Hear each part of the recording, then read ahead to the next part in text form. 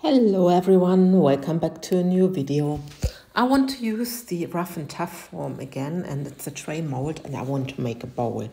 So because I achieved such a wonderful red crackle effect in the Christmas bowls, I thought I just try to make a bowl, and I love the rough and tough form, so I'm just doing it. So here I'm just mixing the ruby red, sorry. I think some people will correct me, the ruby red from Etter Art. It's a metallic red pigment powder.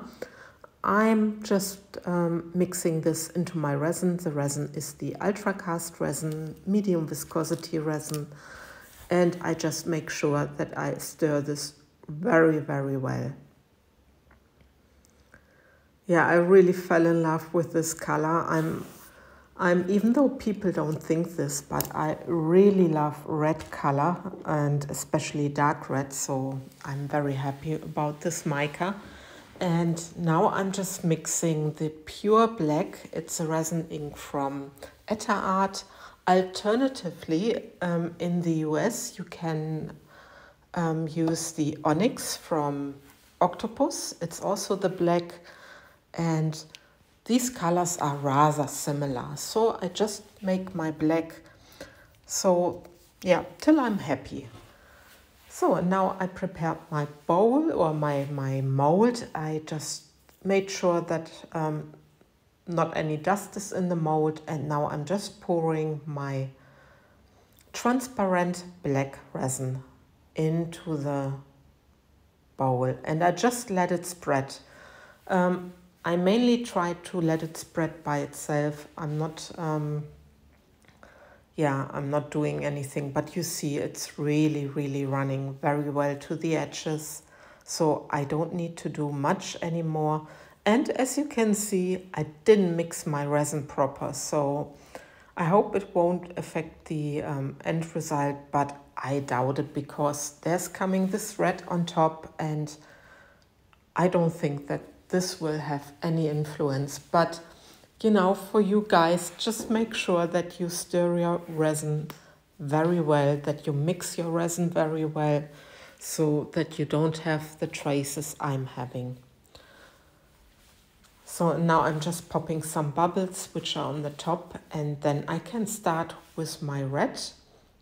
And like I said, it's the ruby red from Etter Art, and I will link Etter Art in my description box. Also Molds and Shapes, so you can have a look for the items, and there's a discount code PT10. And now you see how I'm placing my red. I'm just making sure that I follow a little bit the shape of the mold, and I just make a big puddle. And I won't use any transparent resin anymore. I will just let the resin do its magic. I just let it do whatever it needs to do.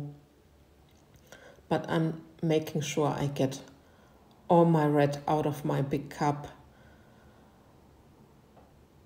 So yeah, with this I'm busy for quite a while. It's not so easy with such a big cup. But my mold is now rather full. It's full to the rim. So it's a rather thick mold. It's 1.2 centimeter thick. But I like this rustic look, the rough and tough look.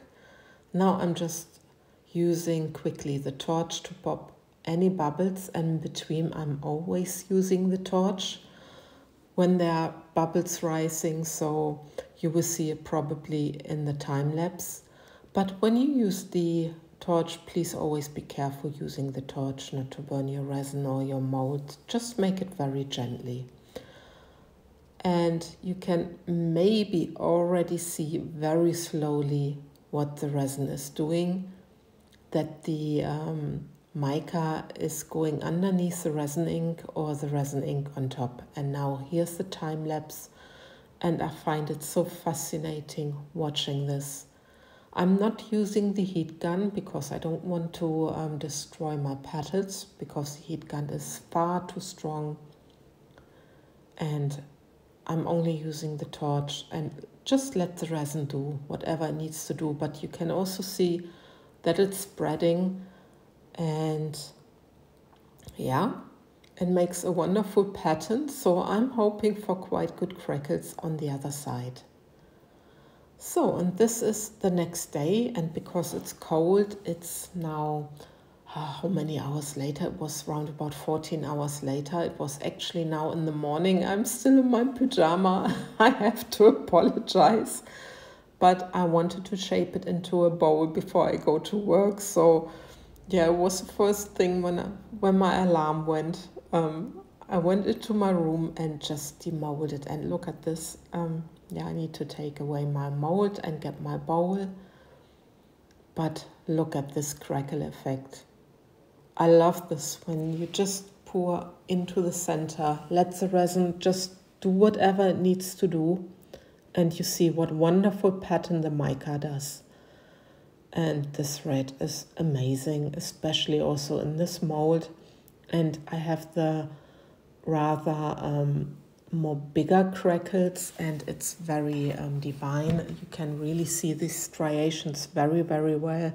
So I'm very happy with this. So this is now into my bowl, and the next step is being, 12 hours later, getting it out of the bowl. So see, it pops out easily. You know, a plastic bowl or aluminium bowl is always good to use because they are bendable, and then it's easier to get your piece out of the bowl. And I really love this. I'm so in love with this color and also with the mold. And I think it's a very great combination.